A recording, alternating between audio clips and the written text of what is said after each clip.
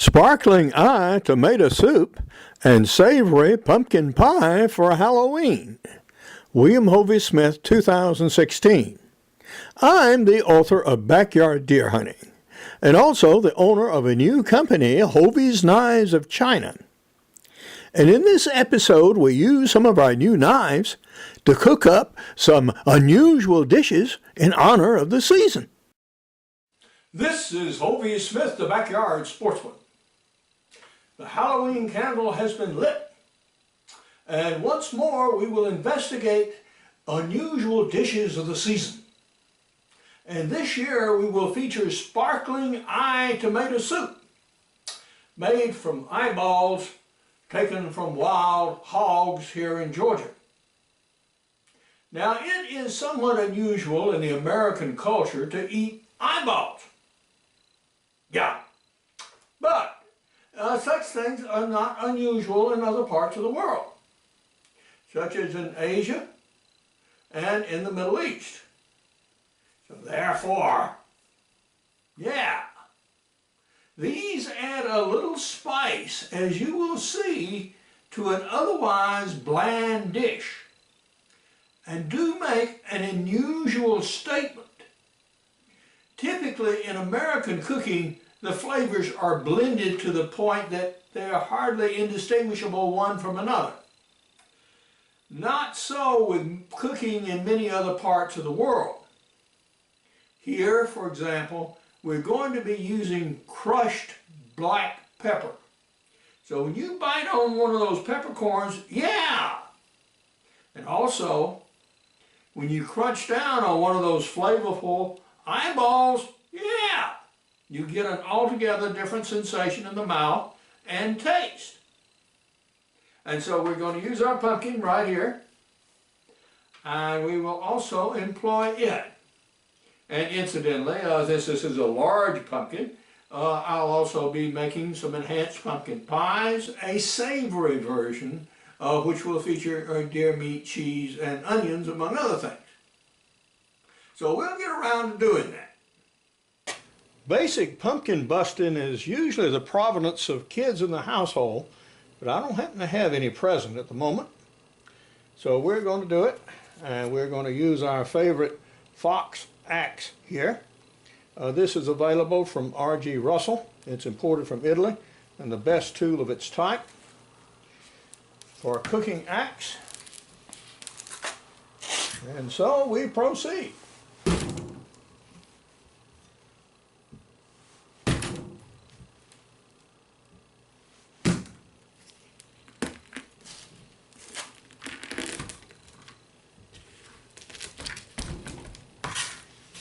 Okay.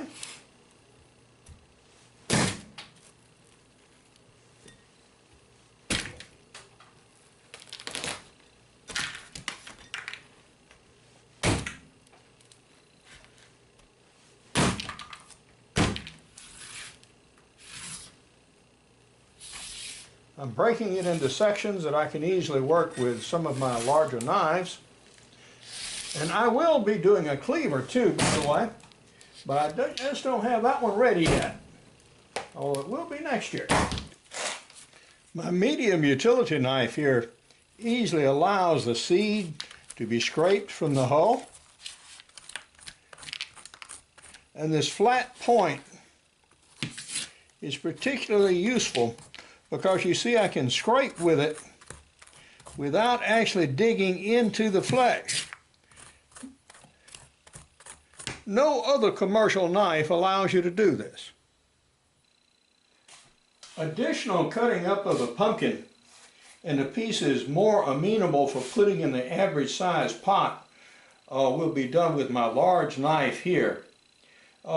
This is the cabbage and duck chopper, and it is used for large work like this, and basically it's just pressed down like that, and that very efficiently chops large vegetables like cabbage and this, as you see, without slamming down on a cutting surface. Cut off this piece of stem here. Okay, and there's a little bit here we'll recover. Okay, so this is how you get the pieces down so you can actually get them in a smaller pot. Once like this, you use a smaller utility knife and just trim off this interior rind very easily, like yay. Now the pumpkins are being distributed in 3 large pots on the stove, and what you want to do is to allow enough room that water can circulate between the pumpkin fragments so they will have a chance to boil and cook evenly. Our first pot of pumpkin is now cooked tender, so we're going to pour out in our tri-corner colander there and allow it to cool. We'll have to let that cool enough so that we can handle it with the fingers and actually remove the peeling. While the other components are cooking and cooling, we're going to cut a little cheese. Now we have the cheese cut in about 2 millimeter or 1/4 inch cubes, and the rest of the pumpkin is ready to take up. Our medium utility knife chops walnuts very well, and we are also going to have walnuts in our enhanced pumpkin pie.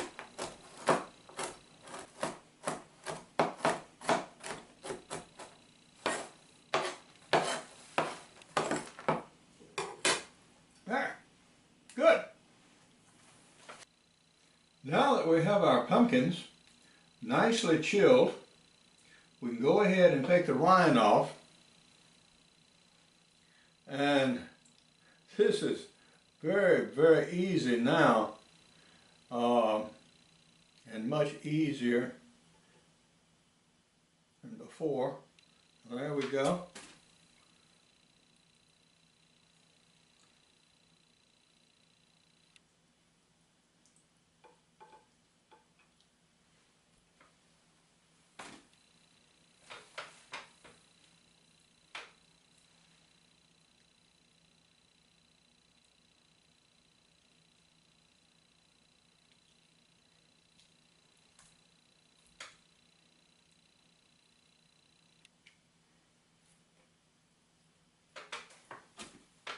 Here I am on Ospa Island with 2 of the hogs that contributed their eyeballs to my sparkling eye tomato soup. Now in the soup went a large can of tomato soup concentrate, plus about a pound of browned deer meat, plus some browned onions, which were browned in oil that had some cloves in them to give a little taste to the soup itself.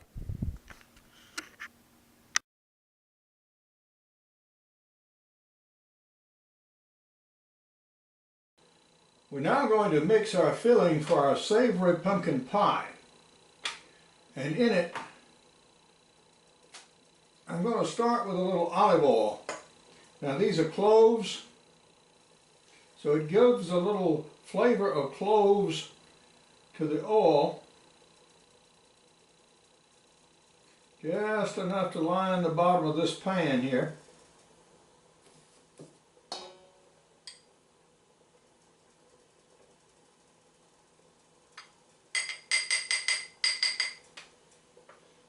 And we're going to use this scented oil to caramelize and sweeten these onions.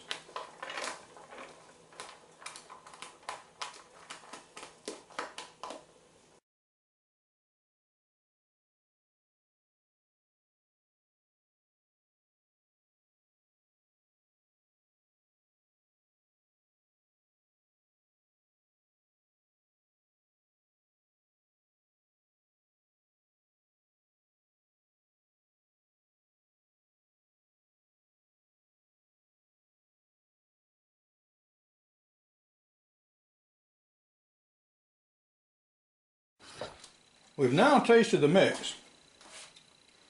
Now one thing it needs, this needs some salt.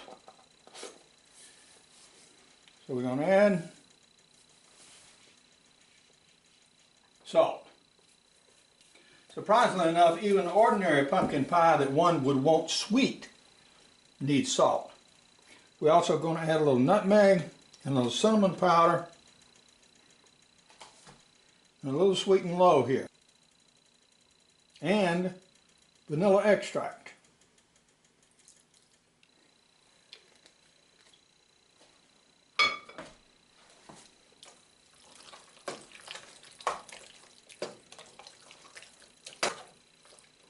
You got to work this pretty fast because those whites are starting to work up to setting, and I need to get them in the pie shells in a hurry.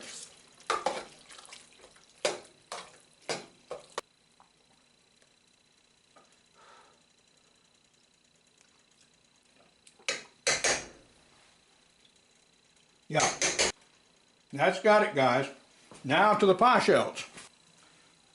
The amount of mix made up filled exactly 4 shells, which is what I had.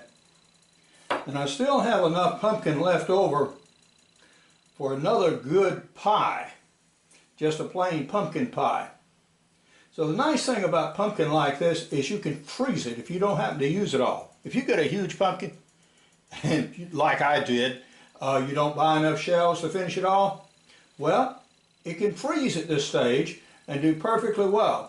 So we'll put this in plastic bags and put it in the freezer and use it in a bit.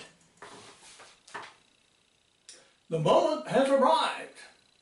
We are now ready to see if our creations lived up to our expectations. Well, so far as Hovey's knives of China. This did very well indeed for chopping up those very large sections of pumpkin. Worked exactly as designed. Our medium utility knife, likewise, performed well. But for trimming on the pumpkin, as well as dicing up into smaller pieces and removing the rind, all performed flawlessly. Now, concerning the food, we have a cracker, we have our tomato soup. I do smell a little smell of cloves. As I suspected, because of the added salt and the concentrated tomato soup, yeah, the soup is adequately salty, but it's not over salty. Definitely taste of tomato. What else? Okay. We have an eyeball. It survived the cooking fine.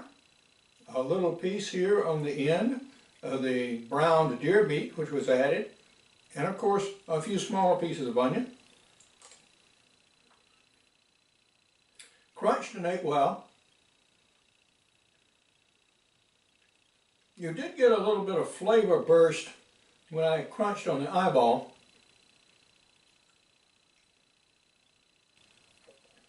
You can taste the onions, and the onions add a little bit of crunch and flavor.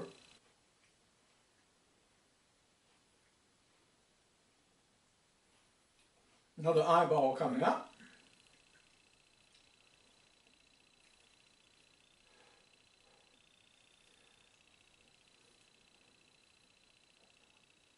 Did good.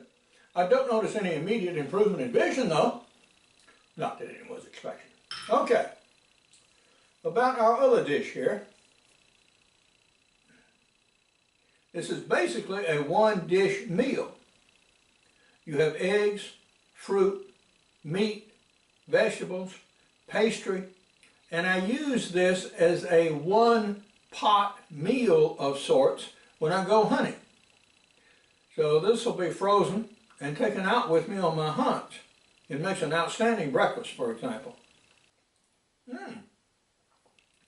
Yeah, I forgot about the nuts. Yeah.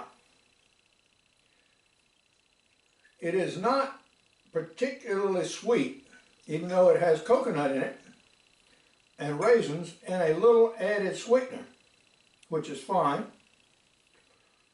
But it's sweet enough. It's sweetened like a very mild custard. Now this is a very fine dish. Now if you really wanted to go after it, You can even put a little cayenne pepper on it. Yeah. But now, this is Hovey Smith, reminding you to hunt what you eat and eat what you hunt. Be legal, be ethical, be safe. Goodbye, God bless, and see you next time. Here are a few of my knife patterns from Hovey's Knives of China. We have more than 15 patterns at present. Now, I am also the author of a series of outdoor books, and these include practical bow fishing, backyard deer hunting, extreme muzzleloading, and crossbow hunting, as well as a series of e-books on muzzleloading. Now, this video is unusual in topic, but it does illustrate the utility of my knives. For more information on those, you can go to the website below. For more information on my books, blogs, and more than 500 videos, you can go to my website, www.hoveysmith.com. Good hunting and good eating from the outdoors. Goodbye, and God bless.